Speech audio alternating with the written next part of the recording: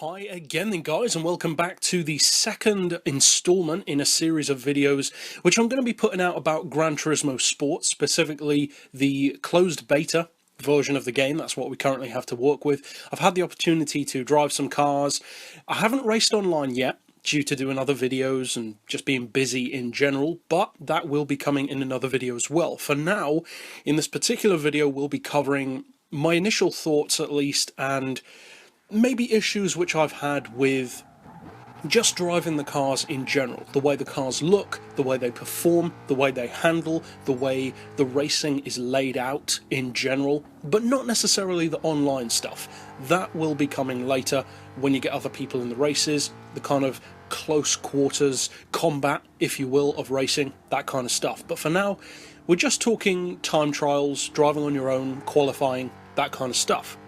So, what's it like? Well, if you are familiar with the Gran Turismo franchise, you will be instantly familiar with the handling. The handling isn't radically different to previous Gran Turismo titles. It has similarities to GT5 and especially to GT6, but at the same time it is refreshed. It is different enough to justify having the new game. I like the direction that the handling is taking, and although some vehicles may take a little bit more time than others to get used to, for those who are going to jump straight into the game whenever it is released, it won't take you very long to get into it. I think the majority of people will like the handling, the steering featured in the game, and overall I do like it. Now, an interesting thing that I found personally about Gran Turismo Sport, which I did not expect to find out, is my preferred driving style as far as cameras. Now, I have always been, and for the most part continue to be,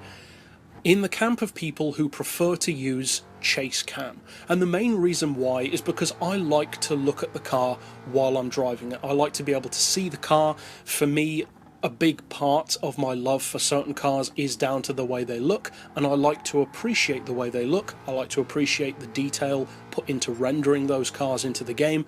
I see it very much as a piece of art. It's a digital piece of art, and you do get to appreciate that in the game. At the same time, however, in third-person view, there were some issues which I had, and you can see the third-person perspective for the most part in this video. Now, some of the things that I had an issue with, and these are relatively small things, they're just things which, for me personally, I didn't like as much as previous Gran Turismo titles. I think for the most part they probably won't annoy other people as much, but maybe not. One of the things which I didn't like as much is the way that the camera is fixed to the car. Now, Gran Turismo has always set itself apart from games like Forza, Need for Speed, Midnight Club, etc., in that the chase cam, when you follow the car driving as I am here, you follow the car in a very rigid way. If you actually do side-by-side comparisons of Gran Turismo to Forza, for instance, you can see that the camera follows the car exactly. It follows every move that the car makes. Whereas on games like Forza, be it Motorsport, Horizon, whatever, the camera is actually fairly loose, so you can actually kick the back end of the car out for drifting, for instance, or just throw it into a corner, and you will be able to have kind of an angled view of the rear quarter panel of the car. It kind of follows the car with a little bit of a delay, and personally I like that style of camera, especially on open world games. Now, I can understand why they've done that on Gran Turismo. It allows you to keep your eye focused on the racing line and on the direction of the car at all times, and for the most part I do like that way of doing things. Gran Turismo 5 implemented that well, Gran Turismo 6 also implemented it well. Gran Turismo 4, if you go back and play that game after playing GT5 and GT6, at least for me personally, I found it to be a little bit too rigidly strict in following the car in chase cam. There is no movement in the camera whatsoever, whereas with GT5 and GT6, it doesn't feel like that. Now, Gran Turismo Sport is more rigid. The camera follows the car exactly. It's like the camera is attached to the car, not just following the car. So literally, when you brake, the camera moves up. When you accelerate, the camera moves down. If you take a jump, the camera follows the exact movement of the car. And although that may sound like an obvious thing to do, if you actually play the game, you'll notice what I mean. It's a little bit too rigid. at least for me. And as I said, that probably won't bother other people, but for me personally it does. And that point on chase cam kind of leads me into my next point, which I had a bit of an issue with. And I do plan to give some feedback using the beta, forums, etc. to discuss this. And that was the first implementation that I've seen on Gran Turismo of being able to move the camera around the car with the analog stick, and that's great. That's something which I've wanted to have on Gran Turismo for years, and plenty of other racing games have already had that for a long time. I think Project Cars has it, I think AC has it if I remember correctly, and Forza certainly does as well, and plenty of other games do also, where you can rotate the camera around the car. Now, one thing that I do like about the way that Gran Turismo implements the movable camera is actually in the cockpit view, and we'll get into that a bit more in just a second, but for now, in chase cam, I personally found that the movement of the camera around the car is extremely juddery and jagged. It's not smooth at all. Hopefully they will iron out that issue, if it indeed is an issue to them, by the time the game is released. I personally did not like the way that that was implemented. It doesn't really feel right. It's almost like you're just looking at fixed angles of the car rather than moving around the car in a fluid way.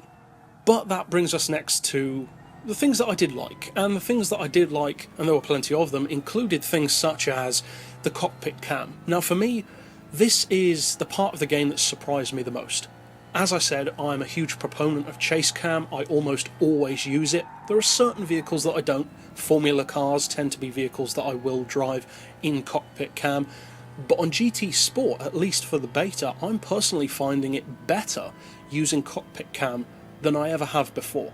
It allows you to have a much better feel for the car, for the dimensions of the vehicle, what's behind you, what's in front, to the left, to the right, the weight of the vehicle, the way it moves. It just feels more immersive. Now, I know plenty of people feel that way about any racing game that you can have a cockpit cam with, but to me it's never felt that way. Cockpit cam has always felt like a hindrance to me, making the vision out of the windscreen kind of impaired compared to what you can see in chase cam.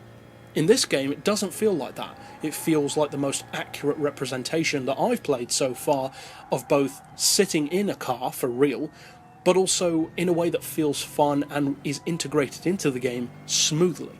And when you add on top of that the fact that the interior of the cars looks fantastic, not just with the obvious stuff like detailing, leather texturing, chrome, reflections, etc., but also with stuff like the reflections of the dashboard on the windshield, stuff which some other racing games have had for a while, but Gran Turismo hasn't, because we haven't had a Gran Turismo game, of course, since 2013. So overall, I would say that I was very pleasantly surprised by the cockpit cam, and I've been doing most of my driving in that. Now, as far as the driving physics go, the vehicles definitely feel different to each other. That pretty much goes without saying, you'd hope that they would. And the driving style is, as I said, slightly different to previous Gran Turismo games. You can definitely feel that it's a game which is very much suited to racing wheel use. And racing wheels are something that I get asked about a lot. Do I use a wheel? Do I use a controller? And I'll continue to be asked it, no doubt, into the future. It's an understandable question, and to most people's surprise, no, I do not use a wheel. I never have. I don't like them. Now, when I say I never have, I have tried wheels. They just don't do it for me. I don't find them too difficult to work with. I don't find them too unrealistic to work with. I just don't like them. I prefer the use of a controller, and I find it more fun.